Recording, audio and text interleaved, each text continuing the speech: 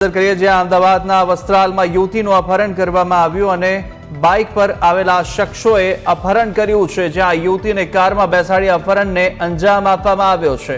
થોડા સમય પહેલા લગ્ન બાદ સાસરિયામાં યુવતી રહેવા આવી છે અને યુવતીના પરિવારજનોએ જ સાસરિયામાંથી અપહરણ કર્યું હોવાનું હાલ સામે આવ્યું છે। યુવતીના પરિવારજનોનું લગ્નથી નારાજ હોવાથી અપહરણ કર્યું હોવાનું સામે આવી રહ્યું છે અને ઓઢવ પોલીસે ફરિયાદને આધારે એકની ધરપકડ કરી છે। વધુ વિગતો સાથે સંવાદદાતા મિહિર ફોનલાઈન પર જોડાઈ ચૂક્યા છે। મિહિર, એક યુવતીનું અપહરણ કરવામાં આવ્યું, સાસરિયા પક્ષે અપહરણ કર્યું હોવાનું જણાવવામાં આવી રહ્યું છે, શું વધુ વિગતો?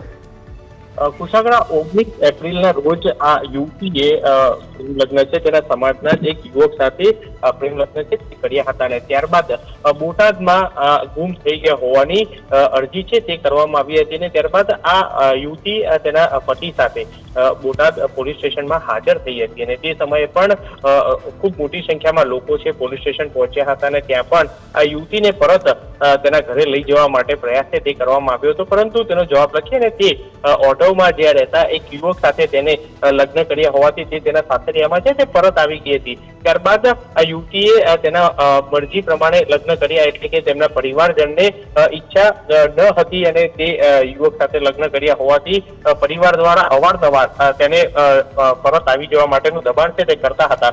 ગત મોડી રાત્રે જ આ વસ્ત્રાલ નજીક જે ઓઢવ વિસ્તારમાં આ જે યુવતીનું સાસરિયું આવ્યું છે ત્યાં આગળ આ જે યુવતીના ભાઈ સાથે જ અલગ અલગ તેમના સમાજના જે લોકો છે તે લોકોએ આ યુવતીનું અપહરણ કરીને લઈ ગયા અને ત્યારબાદ આ યુવતીના પતિએ ઓઢવ પોલીસ સ્ટેશનમાં ફરિયાદ નોંધાવી અને એક વ્યક્તિની ધરપકડ છે તે કરવામાં આવી છે।